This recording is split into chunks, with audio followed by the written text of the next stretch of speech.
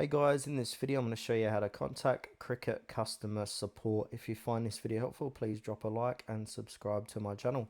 In saying that, let's just jump straight into the video. Alright, so what we want to do is head on over to Cricut.com. Now from here, once you hit the official website of Cricut.com, you've got a little chat box that might appear on the bottom right hand corner of the page. So what you can do is open it up and say to the chatbot you'd like to be redirected to Cricut's customer support. If you don't want to do that, what you can do is click on help, top right hand corner of the page. And now we need to scroll down. And then they've got a contact us page in the website's footer. So go ahead and click on contact us.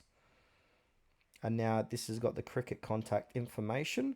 Our member care team is available via phone and chat to assist you. We also have a chatbot to help with frequently asked questions. Hour of operation may vary based on the country.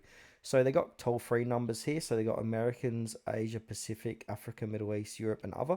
So to reveal the phone number, just simply press the arrow, and here's the numbers you can call, and so like that.